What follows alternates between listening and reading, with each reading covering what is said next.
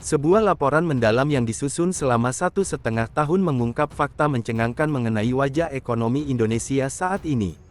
Berdasarkan analisis data dari Forbes hingga LHKPN, penelitian ini menyimpulkan bahwa Indonesia tengah bertransformasi menjadi sebuah republik oligarki, di mana kekayaan negara terkonsentrasi secara ekstrim pada segelintir elit saja. Fakta yang paling mengejutkan menunjukkan bahwa total kekayaan dari hanya 50 orang terkaya di Indonesia telah mencapai angka 4.600 triliun rupiah. Angka ini tidak hanya fantastis, tetapi secara resmi telah melampaui total APBN Indonesia tahun 2026 yang berada di angka 3.800 triliun rupiah. Jika dibandingkan dengan pemerataan ekonomi di wilayah timur, kekayaan 50 individu ini tercatat 1,4 kali lipat lebih besar dibandingkan gabungan pendapatan ekonomi seluruh wilayah Nusa Tenggara, Sulawesi, hingga Papua. Ketimpangan ini juga merambah ke dalam struktur pemerintahan baru. Dari total kekayaan pejabat negara di era Prabowo Gibran yang mencapai 30 triliun rupiah, sebanyak 73%-nya hanya dikuasai oleh 12 orang pejabat saja.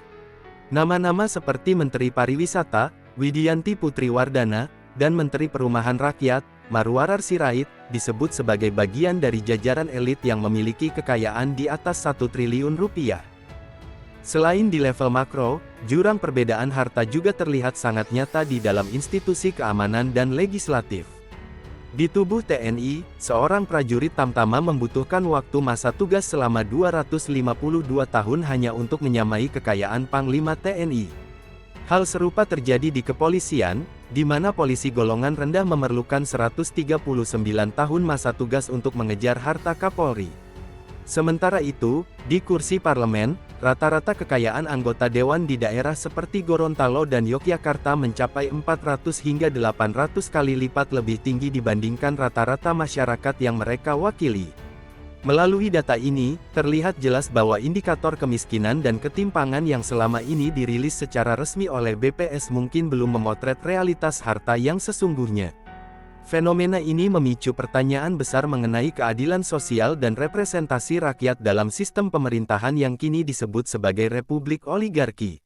Di-spill lah hasil penelitian terbaru tadi, Republik Oligarki, ketimpangan dan seterusnya itu. Ya, kita punya beberapa temuan dan kita kerjakan ini 1,5 tahun. Jadi kita kumpulin semua data, termasuk data dari Forbes, kemudian data dari LHKPN, artinya data yang memang teruji validitasnya ya, nggak ada keraguan soal itu. Kita kumpulkan ada 1.700 yang disebut sebagai high net worth individual, orang-orang super kaya. Kita fokuskan nih pada 50 orang yang super kayanya. Nah, 50 orang yang super kaya ini, temuan pertamanya, kekayaan itu melebihi APBN. Kalau digabungkan? Kalau digabungkan, 50 orang aja. Jadi 50 orang ini totalnya 4.600 triliun rupiah per 2026. APBN kita 3.800 triliun. Jauh ya? Jauh. Itu 50 orang. Yang kedua, dibandingkan dengan daerah Indonesia bagian timur, karena ini lagi ada booming mineral-mineral kritis di Indonesia Timur, food estate juga. Kalau kita bandingkan, ini 1,4 kali lipat daripada gabungan pendapatan daerah yang ada di pendapatan ekonomi ya, yang ada di Nusa Tenggara, Sulawesi, Papua. Jadi ini kekayaannya, ketimpangannya ekstrim. Dan ini nggak pernah dilihat nih, kalau hanya menggunakan data BPS, soal ketimpangan rasio gini, nggak akan terbaca. Pasti jawabannya adalah turun terus. Kalau kita pakainya adalah harta, bukan pakai pendapatan atau pengeluaran. Nah, temuan lainnya, kita juga ngelihat harta kekayaan pejabat negara di era Prabowo Gibran. Gimana? Nilai totalnya 30 triliun. Dan konsentrasinya dari semua pejabat itu, 73% itu hanya dikuasai oleh 12 pejabat. Kekayaannya di atas 1 triliun. Boleh di-spill, siapa super kaya dari pejabat ini? Yang saya ingat ya di dalam laporan itu, salah satu yang paling besar adalah Menteri Pariwisata,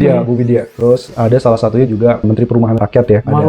Itu masuk dalam top 5 yang memang cukup besar hartanya. Nah itu salah satu spillnya. Kemudian kita juga ngelihat apa sih yang mendasari kenapa ada kemunculan militerisme di banyak program-program pemerintah dan bagaimana kaitannya dengan ketimpangan. Itu kelihatan tuh. Jadi misalnya, setiap Tamtama itu membutuhkan 252 tahun masa tugas untuk menyamai kekayaan Panglima TNI.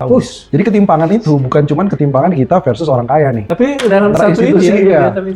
Kalau misalkan untuk polisi, setiap polisi golongan yang paling rendah membutuhkan 139 tahun masa tugas untuk menyamai kekayaan Kapolri. Jadi baik di TNI maupun di Polri itu ada isu yang terkait dengan masalah ketimpangan. Kemudian ada yang anggota dewan nih. Anggota dewan ini kita bedah. Anggota anggota DPR rata-rata kekayaannya dibandingkan dengan masyarakat di daerah konstituennya. Iya, iya. Oke, yang saya ingat ya, Iya. anggota dewan di Gorontalo itu kekayaannya lebih dari 800 kali dibandingkan rata-rata masyarakat yang ada di Gorontalo. Jogja itu 400 kali lebih dibandingkan masyarakat yang ada di Jogja, anggota dewan yang ada di Iya. Jogja. Jadi kita list ketimpangan itu juga antara mereka yang merasa mewakili rakyat dengan konstituennya. Itu gapnya jauh sekali. Yang agak-agak manusiawi di mana? Yang paling kecil itu yang menarik adalah di Papua salah satunya. Karena di Papua mungkin dibantu Otsus. Oh iya, iya. Iya. Operasi khusus ya, Iya, dana khusus. dana otsus, otonomi khusus. Nah inilah yang kemudian disimpulkan menjadi republik oligarki.